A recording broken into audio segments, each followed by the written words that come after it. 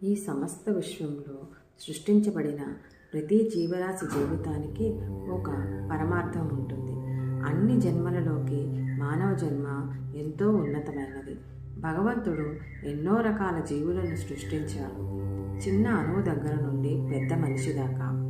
కానీ ఏ జీవికి ఇవ్వని జ్ఞానాన్ని మనుషులకు ఇచ్చాడు. బుద్ధిని, మంచి చెడు వివేకాన్ని, భూత భవిష్యత్ వర్తమానాలను గురించి ఆలోచించే జ్ఞానం ఒక్క మానవునికి మాత్రమే ఉంది. ఈ భూప్రపంచం మీద ఎన్నో దేశాలు ఉన్నాయి, కానీ మన భారతదేశం మాత్రమే కొంత ప్రత్యేకమైనది. సర్వమత సమ్మేళనం, సంస్కృతి, సాంప్రదాయాలు, భగవంతుడి మీద నమ్మకం, పాపభయం ఇటువంటివన్నీ కేవలం మన భారతదేశంలోనే కనబడతాయి. మన హిందూ ధర్మం ప్రకారం ఎంతోమంది దేవుళ్ళు, మునులు, ఋషులు తపస్సులు చేసి తపోభూమిగా తయారు చేసినది మన భారతదేశం.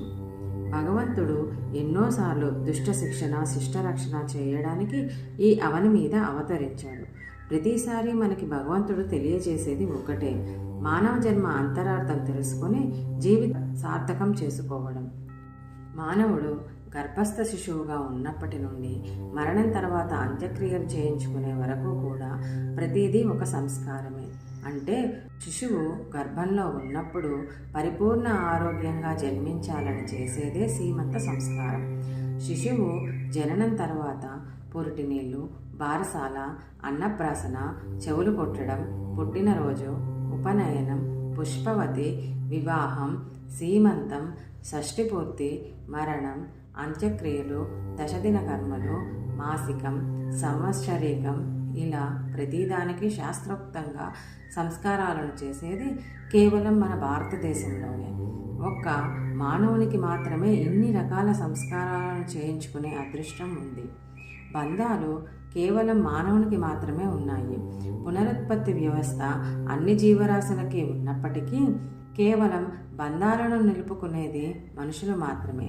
తల్లి, తండ్రి, అక్కా చెల్లెళ్ళు, అన్నా తమ్ముళ్ళు, మేనత్తలు, మేనమామలు, బావలు, వదినలు, మరదలు, తాతయ్యలు, అమ్మమ్మలు, నాయనమ్మలు, బాబాయిలు, పిన్నులు, స్నేహితులు, ఆప్తులు, ఇరుగు పొరుగువారు, ఇలా ప్రతి ఒక్కరితో బంధాలను పెనవేసుకునేది కేవలం మన భారతదేశంలోనే. ప్రతి మనిషి ఈ అన్ని రకాల సంస్కారాలను తెలుసుకుని విధి విధానాల ప్రకారం ఆచరిస్తే జీవితం సుఖమయం అవుతుంది. ఈ సంస్కారాల గురించి తెలియజేయాలన్నదే మా ఉద్దేశం. అందరం ఈ విషయాలను తెలుసుకుని ఆచరించి భగవంతునికి సన్నిహితంగా ఉందాం.